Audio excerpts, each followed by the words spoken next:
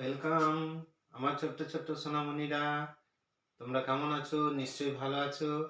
তোমরা এই সবেমাত্র ক্লাস 6 পাস করে 7 এ উঠেছো। তোমরা সবাই ভাবছো যে এরপর বীজগণিত আছে, অঙ্কে বীজগণিত আছে। তো এই বীজগণিতটা শিখবো কিভাবে, এই নিয়ে তোমরা অনেকে চিন্তায় আছো। তাই আমরা আজকে ক্লাস 7 এর বীজগণিতের ক্লাস নিয়ে হাজির হয়েছি। দেখো, প্রথমে তোমরা যে অঙ্কগুলো পাবে, প্রথমেই পাবে বীজগাণিতিক উৎপাদক গাছের চিত্রে সাজাও। তো উৎপাদক কথাটা আছে, এই বীজগণিতের উৎপাদক আর শুধু উৎপাদক। দেখো, আমরা প্রথমে একটা সংখ্যা দিয়ে উৎপাদক করে দেখাচ্ছি, তাহলে তোমরা বীজগণিত উৎপাদকটা বুঝতে পেরে যাবে। তো দেখো, আমরা প্রথমে একটা সংখ্যা নিয়েছি 12।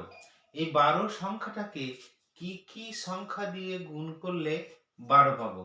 দেখো, প্রথমবার গুণ করেছি 1 গণিত 12 সমান 12, 2 গণিত 6 সমান 12, 3 গণিত 4 সমান 12।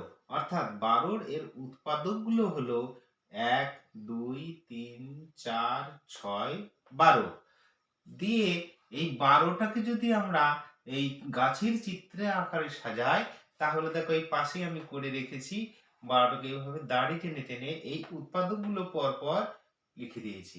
প্রথমে লিখেছি দেখো 1, 1, 2, 2, 3, 3, 4, 4, 5, এখানে 6, 6, 12, 12। অর্থাৎ 12র উৎপাদককে যদি আমরা গাছের চিত্রের আকারে সাজাই, তাহলে এরকম তার ফিগারটা দাঁড়াবে। ঠিক আছে, তাহলে আমরা এখানে দেখো একটা বীজগাণিতিক একটা সংখ্যা নিয়েছি 5x² প্লাস y। এই সংখ্যাটা দ্বিপদের সংখ্যা, অর্থাৎ এখানে একটা পদ আছে, তারপর প্লাস চিহ্ন দিয়ে এখানে একটা পদ আছে। এইটাকে ভেঙে দুটো পদ পেলাম, 5x² একটা, আর একটা হচ্ছে y। তো এরপর 5x² এইটাকে আমরা উৎপাদকে ভাঙবো। দেখো এখানে বাইরে আলাদা, এটা বোঝানোর জন্য তোমাদের করেছি। এই দিকটা পুরোটাই বোঝানোর জন্য, এই দিকটা পুরোটাই তোমরা যাতে সহজে বুঝে যাও তার জন্য এই দিকটা করেছি। এটা অঙ্কের মধ্যে করতে হবে না, এসব শুধু এইটুকু করতে হবে। তো দেখো 5x², এইটাকে যদি আমরা উৎপাদকে ভাঙি, 1 গণিত 5x², 5 গণিত x², x গণিত 5x। তাহলে এই গুণগুলো করলে আমরা এই রাশিটা পাবো। অর্থাৎ 5x² এর উৎপাদক হচ্ছে 1, 5, x, 5x, সে x², 5x²।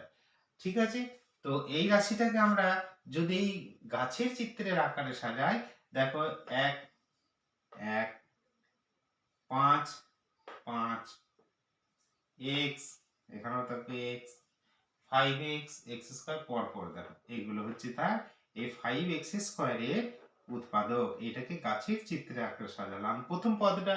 দ্বিতীয় পদটা y, এইটাকে দেখো y-টাকে ভাঙলে আমরা পাবো x গণিত 1 গণিত y, 1 গণিত y। তাহলে 1 আর y গুণ করলে আমরা y পাবো, এইটাই হলো তার উৎপাদক। এখানে দেখো গাছের চিত্রে আকারে সাজালাম 1 আর y। এইভাবেই অঙ্কগুলো গাছের চিত্রে আকারে সাজাতে হবে। তাহলে বোঝা গেল এই দিকটা হচ্ছে অঙ্ক, আর এই দিকটা তোমাদের বোঝানোর জন্য আমি ভেঙে দেখিয়েছি। এরপরে আরো বড় রাশি থাকতে পারে, আরো একটা সংখ্যা থাকতে পারে, সেগুলো ত্রিপদের চতুর্পদের হতে পারে। তাই পরের ক্লাসে আমরা এই বড় অঙ্কগুলো আবার শেখাবো।